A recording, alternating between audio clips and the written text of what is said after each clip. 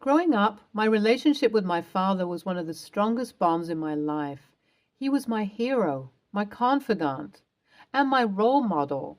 We spent countless hours together talking about everything from the latest movies to the complexities of the universe. When he passed away, it felt like a part of me had died with him. In the wake of my father's death, my family was thrown into turmoil. My mother was devastated, and my stepsister and I both struggled to come to terms with our loss. Despite our grief, however, we tried to support each other as best we could. Over time, though, things began to change. My stepsister, who had always been somewhat jealous of the close relationship I had with my father, began to grow more distant from me. She was my mother's first husband's child. Mom had grown attached to her, and when she got divorced, her husband willingly gave her full custody. At first, I didn't think too much of it, but as the weeks turned into months, her behavior became more and more hostile. It wasn't just my stepsister who was changing, though. My ex-husband, whom I had once thought of as the love of my life, was also behaving strangely. He was distant and aloof, and I couldn't help but feel like he was hiding something from me. At first, I tried to ignore my suspicions, telling myself that I was just being paranoid. But as time went on, I began to notice more and more signs that something was wrong. He was spending more and more time with my stepsister, and I couldn't help but feel like they were plotting something behind my back. When I finally confronted him, he denied everything. He told me that I was imagining things, that he still loved me even though we were divorced, and that he would never do anything to hurt me. But deep down, I knew that something was wrong. It wasn't until after my father's inheritance was revealed that I discovered the truth. My stepsister and ex-husband had been plotting against me all along, spreading lies and rumors about me to our family members in an attempt to take the inheritance money for themselves. And they had succeeded. My mother and the rest of my family had turned against me, believing the lies that my stepsister and ex-husband had fed them. I was shocked and devastated. How could the people who were supposed to love me the most, my family members, turn on me so quickly and so easily? And how could my ex-husband, the man I had once loved and trusted with my life, be so deceitful and cruel? I tried to talk to my mother about what had happened, but she wouldn't listen. She was convinced that I was lying and that I was trying to steal the inheritance money from her. No matter what I said or did, she refused to believe me. The rest of my family was no better. They had all turned against me, believing the lies and rumors that my stepsister and ex-husband had spread about me. No matter how much I tried to explain the truth to them, they wouldn't listen. It was like I was living in some sort of nightmare. I couldn't believe that my own family could be so cruel and heartless. I felt completely alone, like no one in the world cared about me or believed in me. But even though it was difficult, I refused to give up. I kept trying to talk to my mother and the rest of the family to make them see the truth. I wrote letters, sent emails, and made phone calls. Anything to try to get through to them, but nothing worked. They were all convinced that I was lying and trying to steal my mother's inheritance money, and no matter how much I wanted to convince them otherwise, they refused to listen. In the months that followed, I did my best to hold on to what was left of my relationships with my family members. But it was a losing battle. My stepsister and ex-husband continued to spread their lies, and my mother and other family members were all too willing to believe them. I decided to confront my ex-husband and stepsister about what they had done. I arranged to meet them at a coffee shop, and as soon as I saw them, I knew that things were going to get ugly. I asked them why they had turned on me, why they had lied to my family members and turned them against me. They didn't even try to deny it. Eventually, they admitted that they had wanted the inheritance money for themselves, but with me in the picture, they wouldn't have access to it. And then, to my horror, they told me that they were dating, that they had been seeing each other ever since my father's death. They had been using me and my family as pawns in their twisted game, all so that they could be together and have access to the inheritance money. I was stunned. I couldn't believe that the two people I had once trusted with my life could be so cruel and manipulative. It was like my entire world had been turned upside down, but I had recorded this conversation. I knew my family wouldn't believe me, but I knew my father's lawyer. I sent it to him. According to my father's will, everybody had been informed that my father's inheritance would be passed on 2 years after his demise. I can't talk sense into my mother, but at least the lawyer could when the time is right. For the next 2 years, I continued with my life, trying to move on from the hurt and betrayal. I didn't talk to my family much, and when I did, it was with one cousin who still believed me. I avoided any discussions about the inheritance. I didn't want to deal with the politics anymore.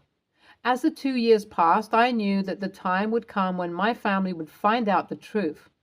My father's lawyer had informed them of the terms of the will, and I knew that my ex-husband and stepsister would have to face the consequences of their actions, but I would just let the family deal with them. As the 2-year mark approached, I received a flurry of messages and missed calls from my mother and other family members. At first, I didn't know what to do. After all, they had all turned their backs on me when my stepsister and ex-husband started spreading their lies. But as the messages continued to pour in, I realized that I couldn't ignore them forever. Eventually, I decided to pick up the phone and talk to my mother. As I picked up the phone, I took a deep breath, unsure of what to expect. My mother's voice sounded hesitant as she spoke, asking me how I was doing and trying to make small talk. I knew that she wanted to talk about the inheritance, but I wasn't ready for that just yet. I listened as my mother talked about how much she missed me and how she wished that we could all be a family again. But I couldn't forget how easily she had believed the lies of my ex-husband and my stepsister. I remained polite but distant, not wanting to engage in any further drama. Eventually, my mother brought up the inheritance, but I simply told her that I didn't want to discuss it. As the conversation came to an end, my mother sounded disappointed and hurt, but I couldn't bring myself to care. After everything that had happened, I knew that it was time for me to focus on my own life and let my family deal with the consequences of their actions. As for the rest of my family, they were more aggressive in their attempts to reach me. My phone was constantly buzzing with notifications from various family members, all demanding to know why I hadn't responded to their messages. I did my best to ignore them, but it was hard not to feel overwhelmed by the sheer number of messages I was receiving. As the messages from my family continued to flood in, I received a call from my father's lawyer requesting a meeting with me and my mother.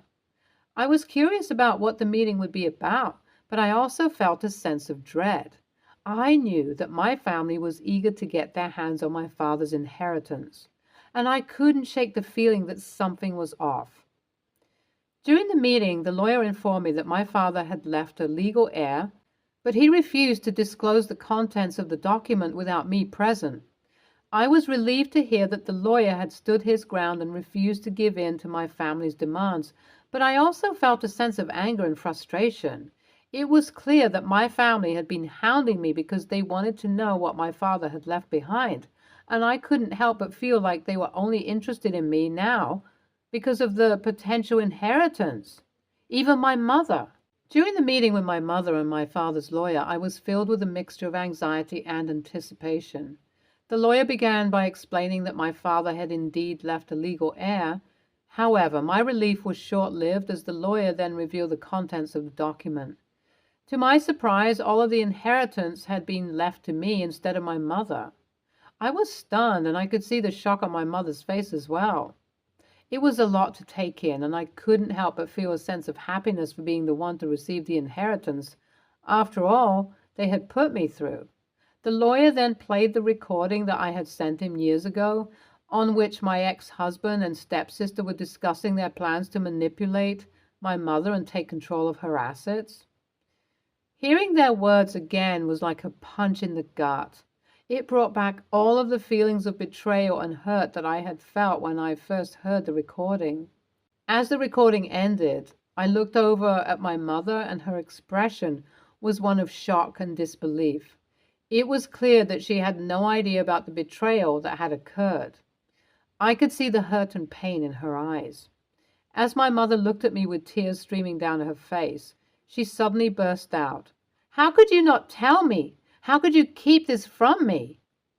Her voice was filled with pain and hurt, and I could see how much this revelation was affecting her. She continued to apologize, but I found that I couldn't bring myself to care. The years of lies and deceit had taken their toll, and I had grown numb to my mother's tears. It was hard to believe that the human in front of me was the same person who had been complicit in my stepsister and ex-husband's betrayal. I remained silent, unable to find the right words to say. It was clear that my mother was struggling to come to terms with everything that had happened, but I couldn't bring myself to offer her any comfort. The pain and hurt was still too fresh in my mind, and I didn't know if I could ever fully forgive her. The meeting ended soon after that, and I left. Update 1. In the 2 weeks that followed the meeting with my mother and the lawyer, things became chaotic. News of what my stepsister and ex-husband had done started spreading like wildfire within the family. It seemed that everyone was talking about it, and some family members even reached out to me to offer their sympathies and support. Despite my attempts to avoid them, my stepsister and ex-husband continued to try and contact me. They left voicemails and sent texts, but I refused to respond to any of them. The messages were filled with apologies and pleas for forgiveness, but I wasn't ready to entertain their requests. I knew they were fake. My mother also tried to contact me multiple times, leaving messages and texts begging for forgiveness and apologizing for her role in the situation. I could sense the genuine remorse in her words, but I still couldn't bring myself to care. The betrayal and hurt was still too raw, and I wasn't sure if I could ever be able to fully forgive her. Other family members also tried to reach out, with some sending messages of support while others expressed their disappointment and anger at what had happened. The messages varied, but they all seemed to be focused on me and how I was dealing with the situation. NTA, OP's stepsister and ex are such big a-holes.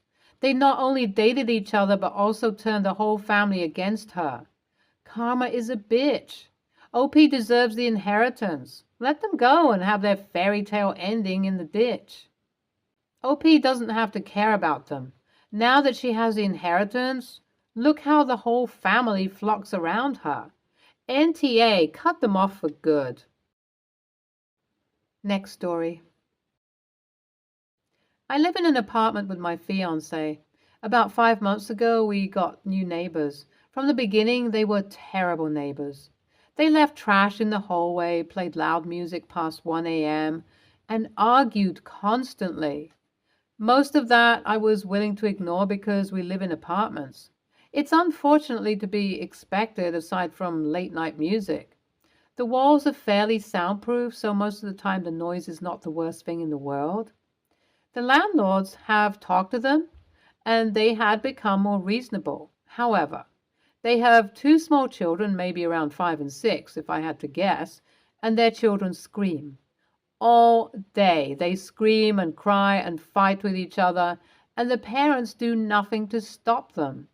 I understand their children, but it cannot be good for them to be screaming like that constantly. It always seemed weird to me that there is rarely a quiet moment. We've asked them several times politely to get them to stop, but they never put a lot of effort into silencing their kids.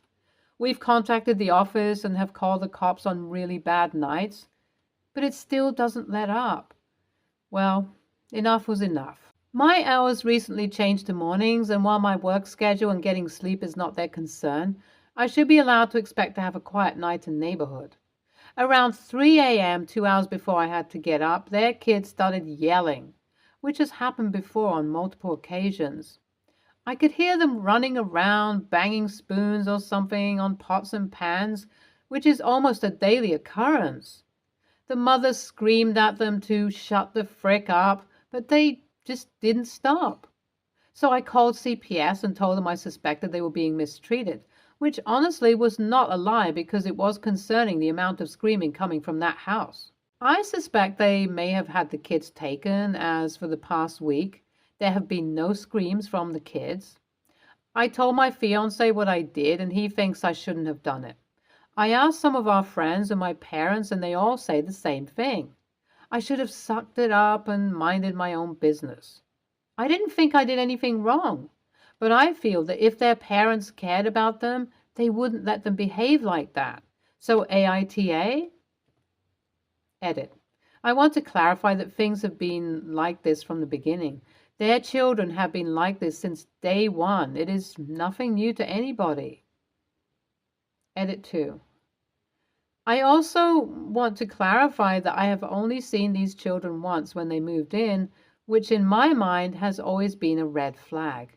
I never called CPS before because I never heard them being beaten up or anything, just their mother occasionally shouting at them. So I never knew for sure.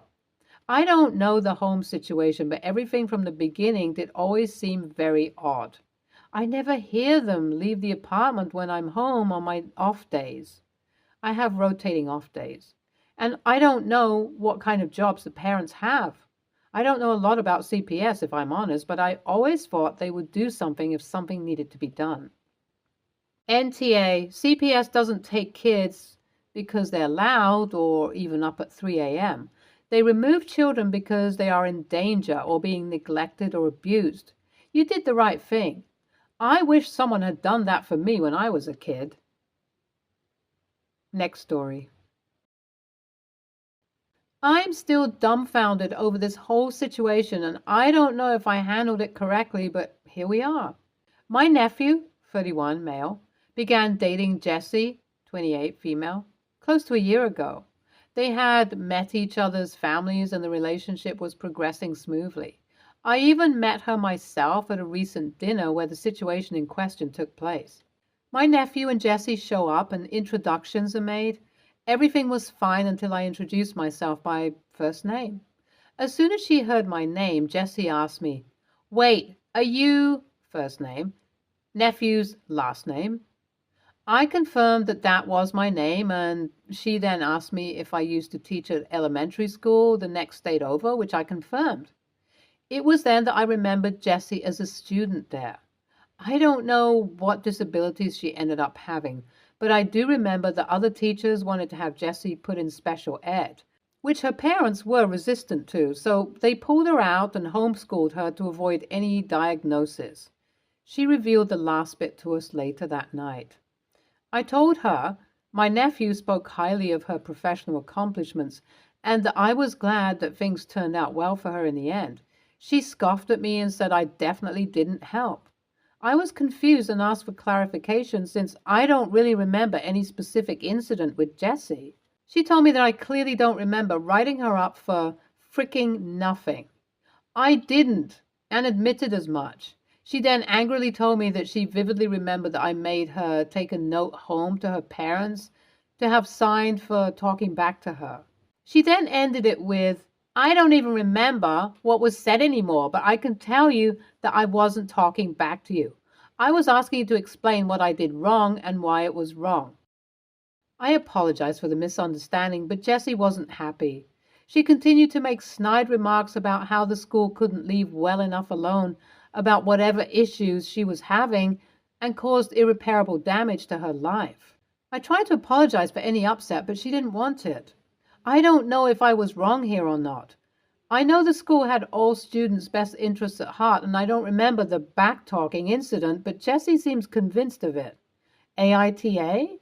NTA, it sounds like you were disciplining a child who probably needed it, and the child, instead of accepting correction, wanted to explain to you why you were wrong and why you were misunderstanding her. Emotionally well-adjusted 28-year-olds don't carry grudges about getting in trouble for talking back in elementary school. That's not a particularly serious infraction. Stay tuned for more stories from our girl relationships.